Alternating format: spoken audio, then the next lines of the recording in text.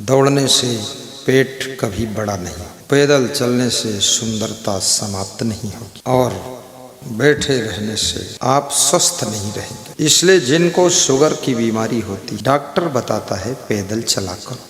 देखिए, शुगर की बीमारी की पहली दवा पैदल चलना है। क्यों? पैदल कोई कमरे के अंदर थोड़े चलेगा, बाहर चलेगा।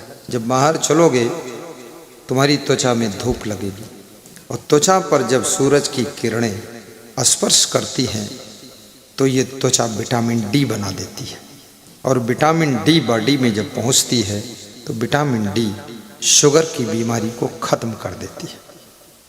इसलिए धूप लगना भी अनिवार्य। छत के ऊपर कम से कम महिलाओं के लिए भी व्यवस्था हो, आधा घंटे तक धूप में बैठें और वहाँ कोई पुरुष न जाए। थोड़ा दीवार साइडों की ऊंची हो और पीठ में धूप लगे, सिर में लगे, चेहरे में लगे, हाथ पांव में लगे। वो महिला बहुत जल्दी बूढ़ी नहीं होगी। अभी तो महिलाएं 40 साल में बूढ़ी हो जाती, कमज़ोर हो जाती। मैं देखता हूँ ज्यों-ज्यों 25 के ऊपर उम्र बढ़ती है तो उनका चलना बहुत धीरे हो जाता है। ऐसे पांव उठाकर धरती है कि लगता है 1 कुंटल का वजन उठ रहा है और धीरे धीरे वृद्धावस्था आ जाती है। दिन भर में 2-4 बार हंसना भी जरूरी है। धीरे से नहीं, जोर से हंसना जरूरी। पेट हिल जाना चाहिए, आँखों से आंसू आ जाना चाहिए और ठहाका जम के लगना चाहिए। दुनिया जैसी है तैसी है, हंसोगे तो भी वैसी है, रोगे तो भी वैसी है, दुखी रहोगे तो भी वैसी है, चिंता करोगे तो भी वैसी है। और अगर चिंता करोगे तो ये दुनिया तुम्हारी भी ऐसी की तैसी कर देगी, और अगर ठहाका मार दोगे तो ये दुनिया तुम्हारा बाल बांका नहीं कर सकेगी। इसलिए ठहाका भी लगाना चाहिए। बोलिए सद्गुरु भगवान की जय। बहुत ज़्यादा सीरियस मत रहो, कोई इनाम नहीं देगा तुम्हारे सीरियस होने का। और बहुत अधिक आराम करने से पूरे शरीर का हड्डी का ढांचा, स्ट्रक्चर वीक हो जाता है, कमज़ोर हो जाता है। इसलिए बहुत ज़्यादा आराम भी नहीं करना चाहिए। और बिल्कुल आराम न करने से आपका शरीर पूरा बेकार हो जाता है। इसलिए थोड़ा आराम भी कीजिए। भोजन भी 3 टाइम खाइए, सुबह दोपहर शाम, लेकिन थोड़ा थोड़ा खाइए। एकदम ऊंट जैसा पेट मत भरिए। ऊंट एक बार खा लेता है तो सप्ताह भर खाने की ज़रूरत नहीं है। कितने लोग ऊंट ही बने हुए हैं, पानी भी पिएंगे तो 1 बाल्टी एक साथ पिएंगे। नल की टोंटी में हाथ लगा देंगे तो जब तक नल ख़त्म नहीं हो जाए पानी पीते ही रहेंगे। बहुत गलत है, इसलिए किडनी फेल हो जाएगी। धीरे धीरे पीना पड़ेगा ताकि किडनी उसको फिल्टर करके उत्सर्जी पदार्थों को आपके शरीर से निष्कासित कर सके।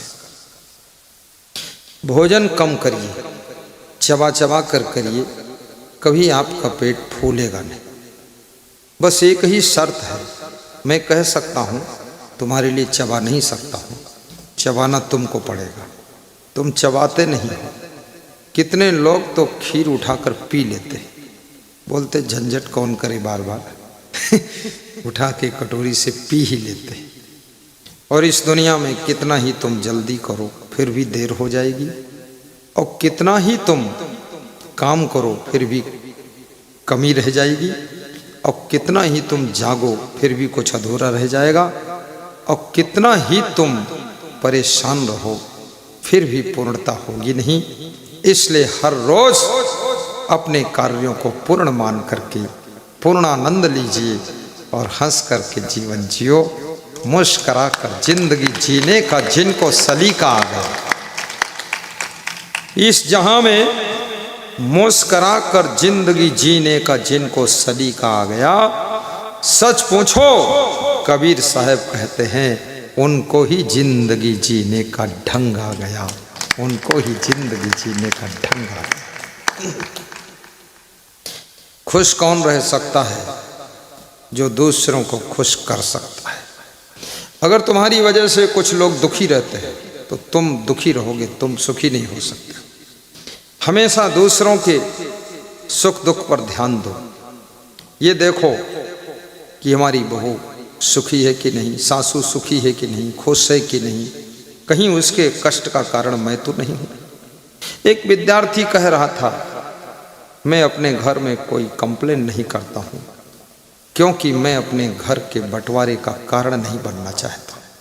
जो है उसी में सेटिस्फाई रहता हूँ ताकि मेरी वजह से घर डिवाइडेशन ना हो, सब जुड़ा रहे परिवार।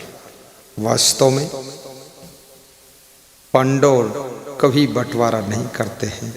पांडवों की शक्ति के आगे 100 कौरव दल भी फेल हो जाते हैं। संगठन बहुत बड़ी शक्ति होती है।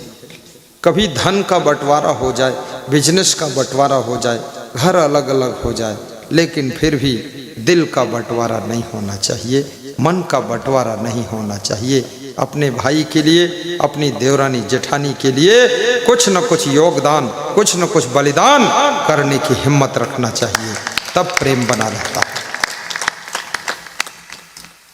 ये संसार बलिदानियों के लिए स्वर्ग है, योगदानियों के लिए स्वर्ग है, नादानियों के लिए नरक है। यहाँ पर कुछ लोग बलिदान करते हैं, कुछ लोग योगदान करते हैं। कोई श्रम दान करता, कोई रक्त दान करता, कोई वस्त्र दान करता, कोई धन दान करता, कोई अन्न दान करता, और कुछ लोग नेत्र दान भी करते हैं, अंग दान करते हैं। लेकिन कुछ लोग ऐसे हैं जो नादान हैं, दान तो नहीं करते हैं, दान करने वालों की निंदा करते हैं, दान लेने वालों की निंदा करते हैं। उनको मैं नादान कहता हूँ। ये नादान लोग संसार के सुख को नष्ट करने के लिए राक्षस बनकर पैदा होते हैं। याद रखना, इस संसार के अंदर कन्यादान भी किया जाता है। कन्यादान को भी बहुत बड़ा दान माना जाता है। जिस समय कन्या अपने ससुराल के लिए विदा होती है, उसका बाप कभी नहीं रोया था, लेकिन उस दिन उसकी आंखें भीग जाती हैं, डबडबा जाती है, और कन्या विदा हो रही, रुमाल से आंखों के अश्रुओं को पोंछ लेता है। मन में याद आता है कि जिस बेटी को मैंने जन्म दिया, शिक्षा दिया, संस्कार दिया, पढ़ाया लिखाया, आज उस बेटी को मैंने दूसरे को दे दिया, दुख लग जाता है। लेकिन याद रखना, जहाँ प्रेम अथाह होता है उनके वियोग में ही दुख लगता है। जहाँ प्रेम कम होता है तो वियोग में दुख भी कम लगता है। जहाँ प्रेम नहीं होता है तो वियोग में दुख भी नहीं होता है। वियोग का दुख तुम्हारे प्रेम को दर्शाता है, कितना प्रेम है। इसलिए हमेशा वियोग दुखदाई होता है। लेकिन जिनको प्रेम नहीं है वे वियोग में बड़े खुश होते हैं कि अच्छा रहा, झंझट से छुट्टी मिल गई, चली गई चुड़ैल, आज से मन फ्री हुआ। याद रखना, किसी गांव में एक स्त्री मरी, उसको दफन करने की तैयारियां शुरू हो गई। स्नान कराया लेडीज़ों ने, कफन पहनाया गया, अच्छी साड़ी उतार ली गई, गले का हार, कान के कुंडल, नाक की नथुनी, सब आभूषण उतार लिए गए। जीवन में सांस है तभी तक इस शरीर पर आभूषण है।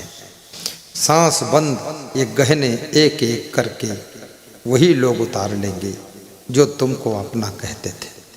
और तुम्हारा सादा शरीर, सिंपल शरीर एक कफन में लपेट करके, अर्थी सजा करके, 4 लोग कंधा लगाकर, 100-200 लोग, गांव के लोग अर्थी के पीछे पीछे चलेंगे, ले जा कर के चिता भूमि पर पहुंचाकर शमशान घाट में आग लगाकर जला देंगे। जलाना भी जरूरी है, क्योंकि इसको रख कर भी क्या करेंगे, क्योंकि रखने से भी रखा नहीं जा सकता। 3 दिन में सड़ना शुरू हो जाए, प्रदूषण फैलेगा और बीमारियां फैलेंगी। इसलिए सबसे अच्छा मुर्दे के लिए अग्नि संस्कार है, जल संस्कार तो उनके लिए है जिन लोगों के पास पैसे नहीं हैं दफन करने के लिए। मिट्टी संस्कार भी अच्छा संस्कार नहीं है। मिट्टी में लाश 6 महीने में सड़ती है, कीड़े सब खाते हैं। उससे अच्छा अग्नि संस्कार कीजिए। गुजरात प्रदेश में, दिल्ली में इलेक्ट्रिक शमशान भूमि तैयार की गई है। लाश को एक डब्बे के अंदर करके अंदर डाल देते हैं और करंट देते हैं। 2 मिनट में लाश भस्म होकर राख गिर जाती है और राख उठाकर आपको दे देते हैं, जाइए आप। क्योंकि वहाँ लकड़ी इतनी मिलना मुश्किल है, क्योंकि जनसंख्या बहुत है। कितना लोग है संसार के अंदर? 140 करोड़ तो भारत की आबादी हो चुकी है और ये सबको मरना है। और एक आदमी के जलाने में अगर आधा पेड़ लग जाएगा या 4 आदमी एक पेड़ में जलेंगे तो 140 को 4 से भाग दे दीजिए, जल्दी दीजिए। 4 चक्को 16, 4 तियां 12, 3.5 कितना हुआ बोलो? लगभग 35 करोड़ पेड़ कटेगा तब आदमी को दफन किया जाएगा। और जो आदमी पैदा होता है वो जिंदा में ही पेड़ लगाता ही नहीं। पेड़ लगाओ भी, जरूरत पड़ने पर काटो भी, लेकिन लगाना चाहिए। क्योंकि पेड़ जहाँ होते हैं वहाँ पर ऑक्सीजन फुल मिलती है। कोरोना का असर वहाँ ज़्यादा था जहाँ वृक्षों की कमी थी, जहाँ पर ऑक्सीजन प्रदूषित थी। और जहाँ जहाँ ऑक्सीजन शुद्ध उपलब्ध थी वहाँ कोरोना असर नहीं डाल रहा था। मेरे आश्रम पर बड़े बड़े डॉक्टर आए, बोले यहाँ तो कोई आ जाए तो उसको कोरोना होगा ही नहीं, बड़ी अच्छी यहाँ ऑक्सीजन है, पेड़ पौधे बहुत हैं। हमारे आश्रम में सैकड़ों पेड़ लगे हुए हैं, घनघोर बगीचा है, रात में जंगल जैसा लगता है। लखीमपुर खीरी नेपाल बॉर्डर उत्तर प्रदेश, कबीर धाम। योगी आदित्यनाथ ने इस साल उस आश्रम का नाम मुस्तफाबाद गांव था, चेंज करके कबीर धाम कर दिया है। ये कबीर धाम रहेगा। उनसे हम लोग निवेदन करेंगे कि लखीमपुर का नाम भी बदल करके आप कबीर नगर रख दो या कबीरपुरम रख दो जिले का नाम। कबीर धाम तो छत्तीसगढ़ में जिला डॉक्टर रमन सिंह ने बना दिया था, तो वहाँ कबीरपुरम जिला कर दो। और लखनऊ को लखनपुरी कर दो। ये सब चेंज कर दो एक लाइन में, क्योंकि हमारा उनका बहुत प्रेम हो चुका है। अब उनसे हम कह सकते हैं, जब मैं मिलता हूँ तो कहते हैं कोई काम हो तो बताना, कोई काम हो। 3-4 बार पूछेंगे तो अभी तक कोई काम नहीं बताया, लेकिन अब बता दूंगा, ये काम करो। और योगी आदित्यनाथ भी संत हैं। लोग कहते संत को राजनीति में नहीं आना चाहिए। सच बात तो संत को देश में रहना ही नहीं चाहिए, और सच बात तो यह है उसको धरती पर रहना ही नहीं चाहिए, आकाश में लटक जाना चाहिए। अरे मूर्खों, संत को और भक्त को ही राजनीति करना चाहिए, क्योंकि जब कोई महान भक्त राजनीति में कदम रखता है तो राजनीति भी सेवा का मार्ग बन जाती है।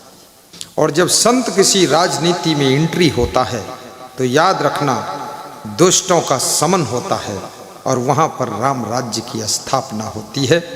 ऐसा बिगड़ा हुआ उत्तर प्रदेश, जिसको गुंडा प्रदेश के नाम से जानते थे लोग, जिसको चोर चंडाल प्रदेश के नाम से जानते थे लोग, और जिस प्रदेश को डकैत प्रदेश के नाम से जानते थे, माफिया प्रदेश के नाम जानते थे, आज उस प्रदेश का नाम चेंज हो चुका है। आज उत्तर प्रदेश वास्तव में उत्तम प्रदेश बन गया है। सब डर भय खत्म हो गया है। माफिया, गुंडा, डाकू, लफंगा सब पर लोग पहुंच चुके हैं। भगवान के धाम में शांति से रह रहे हैं, और जो इंसान अच्छे थे वह उत्तर प्रदेश में रह रहे हैं। योगी आदित्यनाथ का शासन प्रशासन सराहनीय है।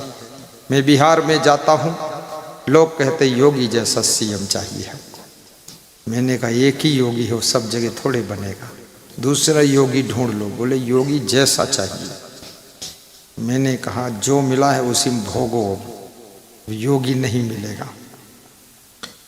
जब अच्छा आदमी शासन प्रशासन में बैठता है, लेकिन लोग पार्टी के मोह में, पार्टी के पक्षपात में बैल को भी चुनाव जिता देते हैं, गधे को भी चुनाव जिता देते हैं, मगर मच्छ शेर बाघ को भी चुनाव जिता देते हैं, पक्के मूर्ख को भी चुनाव जिताकर गद्दी पर ले आते हैं कि मेरी पार्टी का होना चाहिए, चाहे जितना बड़ा मूर्ख हो। यहाँ पर याद रखना, देश की बागडोर अच्छे सच्चे महान बुद्धिमान व्यक्ति के हाथ में सौंपना चाहिए। आज जो हमारे देश के प्रधानमंत्री हैं माननीय श्री नरेंद्र मोदी जी, वे साहू जाति के हैं, तेली है, जिसको गुजरात में घांची कहते हैं। अलग अलग प्रदेशों में जातियों के नाम अलग अलग ढंग से पुकारे जाते हैं। जो आपके यहाँ चंद्राकर है उसको गुजरात में पटेल कहते हैं और उत्तर प्रदेश में उसको वर्मा जी कहते हैं, कुर्मी। और यहाँ जो गभेल है, दूसरे प्रदेश में हमको गभेल तो मिला ही नहीं, कोई नहीं मिला जो बोले हम गभेल है, तो हम जानते नहीं उसको वहाँ क्या लिखता है, क्या बोलता है। लेकिन गभेल परिवार, गभेल समाज ये साधारण समाज नहीं है। कल मुझे अवगत हुआ कि कुदरमाल में जाकर के गभेल समाज के 4 लोग अगुआ थे, उन्होंने समर्पित होकर के भक्ति कबीर साहिब की प्राप्त किया था, कबीर पंथी बने थे और मांस मछली मुर्गी अंडा बकरी से दूर होकर पवित्र जीवन जी करके गभेल वास्तव में गर्व के साथ जीने वाले लोग गभेल होते हैं। लेकिन कुछ लोग नहीं कबीर पंथ को स्वीकार पाए, वह अभी भी बकरी मुर्गी में लगे हुए हैं और वही उनका चकै के चकधुम मकै के लावा तिकड़ी के तिकड़म चल रहा है। परंतु याद रखना, ये गभेल परिवार का स्वाभिमान है। संपूर्ण गभेल परिवार मांस मछली अंडा मुर्गा शराब नशा व्यसन से दूर रहे तो ये बहुत बड़ी शोभा है। ऐसे गुजरात में ऊदा भगत एक होते हैं, ऊदा पटेल, कड़वा पटेल और लेवा पटेल। 3 प्रकार के पटेल होते हैं, कुर्मी, लेवा पटेल, कड़वा पटेल, ऊदा पटेल। तो ऊदा पटेल जो होते हैं वे राम कबीर को मानते हैं, वो पटेल लोग करीब करीब कबीर को मानते हैं और सबसे धनवान पटेल है। 70% अमेरिका में होटल गुजरातियों के ही हैं, जिसमें 40% होटल पटेलों के। दुबई में 40% बिजनेस, 80% बिजनेस इंडिया के हाथ में है, 40% जिसमें गुजरातियों के हाथ में है। भारत देश के लोग विभिन्न देशों में भी फैले हुए हैं, क्योंकि ये लोग परिश्रमी होते हैं तो दूर दूर जा कर के भी धन कमाते हैं। मुझे जगदीश भाई पटेल अमेरिका वालों ने बताया कि यहाँ पर सब होटल का बिजनेस और स्टोर किनारों का बिजनेस ये सब पटेलों के हाथ में।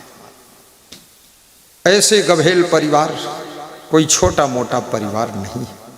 यहाँ पर 23 गांव उनके हैं, लेकिन मैं कहता हूँ धीरे धीरे वह 46 गांव में भी फैल रहे और रायपुर भी पहुँच गए हैं।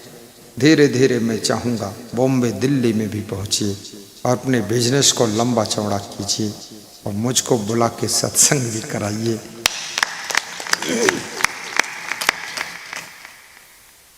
ये मौलिक रूप से कबीर पंथी हो गए थे।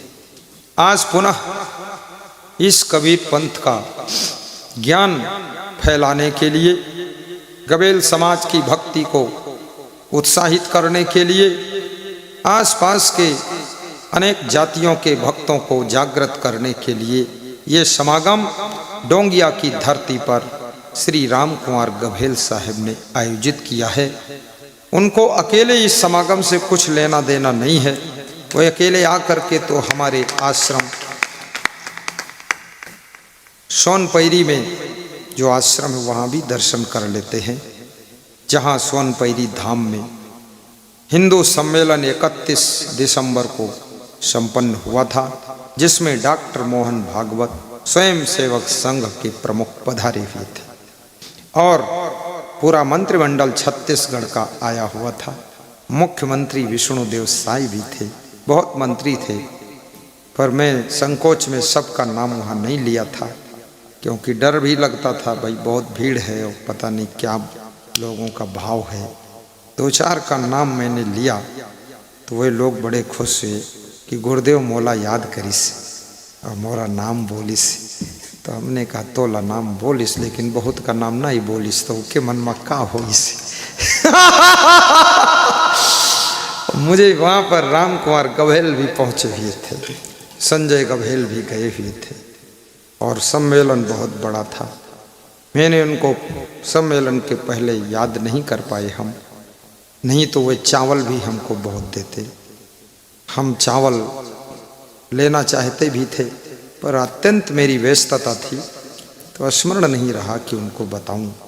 लेकिन उन्होंने कहा कि मैं आपको चावल अपने घर पर ही खिलाऊंगा और तुम्हारे साथ साथ में 10,000 लोगों को भी चावल सब्जी खिलाऊंगा और मैं आपको अपने यहाँ बुलाऊंगा और मेरा प्रोग्राम होना चाहिए ताकि हमारे क्षेत्र के लोग, ये शक्ति तहसील, शक्ति जिला, माल खरोदा, पोता आदि आमंदुला अनेक गांव के लोग आपकी वाणी का लाभ ले सकें।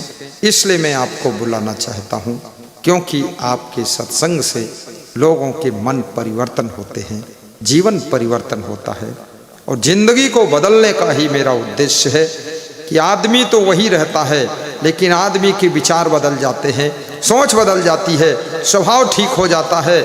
आदमी की रहनी गहनी बहुत अच्छी जब हो जाती है तो आदमी उसी घर में सुख प्राप्त करता है। जिस घर में 20 साल से दुखी था उसी घर में 21वें साल में सुख का सृजन हो जाता है और दुख का विसर्जन हो जाता है और जीवन में हंसी खुशी के फव्वारे छूटने लग जाते हैं।